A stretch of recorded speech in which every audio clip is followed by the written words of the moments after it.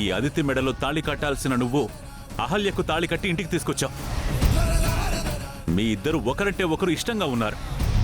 అలాంటి అహల్య నీతో కూడా చెప్పకుండా వెళ్ళిపోవడం ఏంట్రా? అది తప్పు కదా?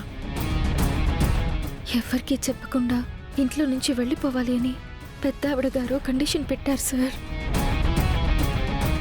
సరే, నువ్వు అదితిని కాదని అహల్యని పెళ్లి చేసుకుని వచ్చావు, తప్పు చేశావు. ఆ తప్పుకి మాకు నీకు గొడవలున్నా కూడా మేము అహల్యని బాగానే చూశాం కదరా. కనీసం నాతో కానీ, మీ అమ్మతో కానీ, మీ అక్కాబావలతో కానీ ఎవరితో అయినా కనీసం వెళుతున్న సంగతి చెప్పిందా? ఎవరికి చెప్పకుండా వెళ్ళిపోవడం ఏంటి? అది అహల్య చేసిన తప్పు కదా? అలా అడగరా? తప్పంతా నాదే అన్నట్టు మాట్లాడుతున్నారు. నాకే సంబంధం? ఇంట్లో ఎన్ని గొడవలు జరుగుతున్నా మేమంతా సర్దుకుపోతూనే ఉన్నాం. కానీ అహల్య మాత్రం కనీసం రోజుల బిడ్డ అని కూడా చూడకుండా బాబును వదిలేసి వెళ్ళిపోయింది. అది పక్కన పెట్టేసి నానమ్మ మీద అరుస్తున్నావు. కనీసం నీ కొడుకు గురించైనా నువ్వు ఆలోచించవేంట్రా? అహల్య ఎలాగో ఆలోచించలేదు. నువ్వు కూడా ఆలోచించకుండా వచ్చి రాగానే నా మీద అరుస్తున్నావు.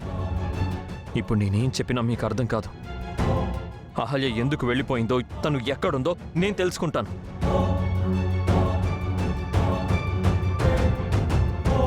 తను ఎక్కడున్నా నేను తిరిగి తీసుకొస్తాను. అహల్యని మాత్రం వదిలే ప్రసక్తే లేదు.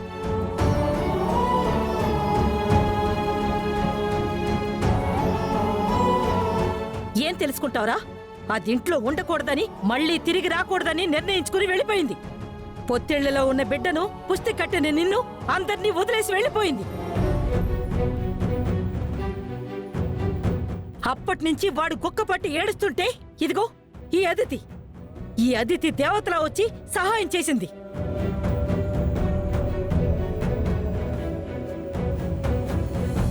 మనతో ఎన్ని గొడవలున్నా సరే తనే బిడ్డకు పాలివ్వడానికి తనకు తెలిసిన ఆయేషా అనే అమ్మాయిని తీసుకొచ్చింది. ఆ అమ్మాయి పైన బిడ్డకు పాలిస్తుంది.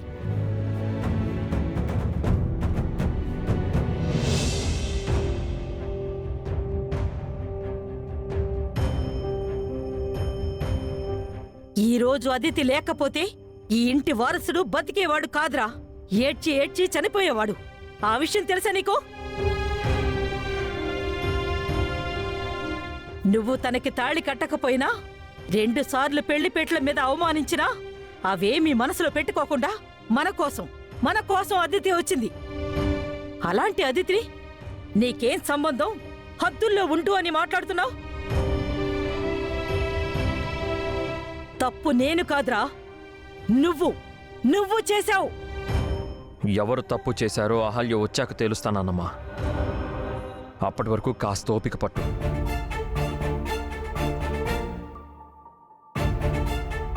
సరేరా, ఈ గొడవ ఇంతటితో వదిలేయండి. ఆయేషా పుణ్యమా అని బాబు ఏడుపాపాడు, ప్రశాంతంగా ఉన్నాడు. వెళ్ళి బాబుని చూడు. రాజు, నువ్వు ఇంట్లో నుంచి వెళ్ళిపో. అవునరా, ఈ నీచుడు ఇంట్లో ఉండడానికి వీల్లేదు. వెళ్ళిపోరా బయటికి, వెళ్ళావు. సారీ నాన్నమ్మ. రాజుగారు ఎక్కడికి వెళ్ళరు, ఇక్కడే ఉంటారు. మీరు అనవసరంగా రాజుగారిని నిందించకండి. నేను వెళ్ళి బాబుని చూసొస్తాను.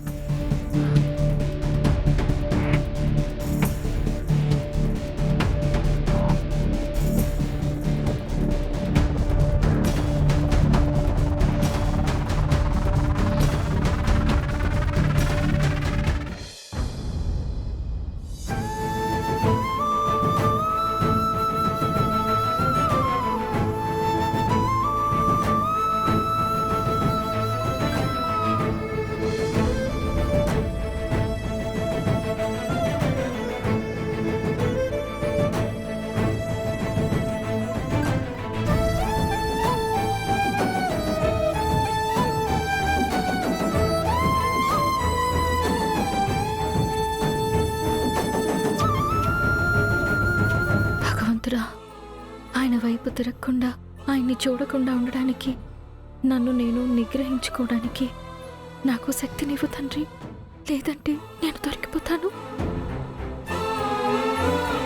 మీరెవరో నాకు తెలియదు, కానీ మీరు నా బిడ్డ ఆకలి తీర్చడానికి వచ్చారు. మీకు ఎన్ని థ్యాంక్స్లు చెప్పినా తక్కువే. అమ్మ స్థానాన్ని భర్తీ చేసేది ఒక అమ్మ మాత్రమే. అమ్మకి, అమ్మతనానికి, అమ్మ స్థానానికి విలువ కట్టలేం. అందుకే మీరు చేస్తున్న సాయానికి 2 చేతులు జోడించి దండం పెడుతున్నాను. ఈ క్షణంలో మీరు నా బిడ్డకే కాదు, నాకు కూడా అమ్మతో సమానం.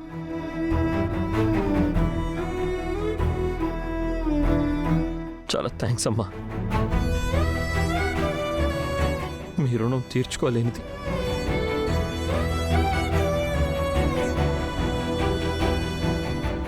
అయ్యో సాబ్, ఎందుకన్ని మాటలు చెప్తారు? నేను చేస్తుంది చాలా చిన్న సాయం. కాదమ్మా, 1000 రక్తపు చుక్కలు కలిపితే ఒక పాల చుక్కతో సమానం అంట. అలాంటి అమృతాన్ని నా బిడ్డకిచ్చి బతికించారు. నేను కూడా తల్లినే సాబ్. నాకు ఒక బిడ్డ ఉన్నాడు. ఏ బిడ్డ కూడా నా బిడ్డ అనుకుని పాలివ్వడానికి వచ్చాను. అది మీ మంచితనం అమ్మా, అమ్మతనంలోని గొప్పతనం. అదితి నా దోస్తు సాబ్. మీరు ఎంత గొప్పవారో తను నాకు చెప్పింది. మీలాంటి మంచివాళ్ళు కష్టపడకూడదు అని నేను వచ్చాను. నేను మంచివాడినో చెడ్డవాడినో నాకు తెలీదమ్మా, కానీ నా భార్య, నా అహల్య చాలా మంచిది.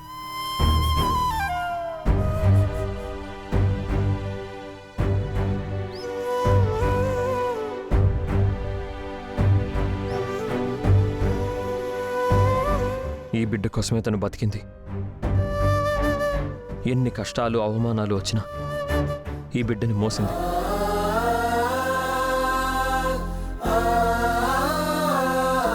ఆఖరికి తను చనిపోయే పరిస్థితిలో కూడా తన ప్రాణాలని పణంగా పెట్టి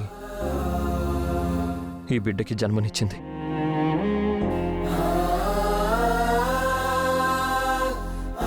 అలాంటిది వీడిని వదిలి ఎలా వెళ్ళిందో నాకు అర్థం కావడం లేదు.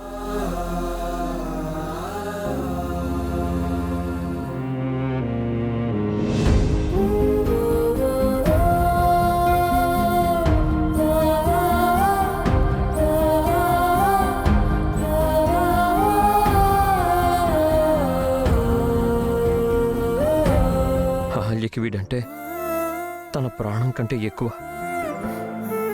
వీడిని వదిలి వెళ్ళిపోతున్నప్పుడు ఆ ప్రాణం ఎంత విలవెల్లాడిపోయిందో.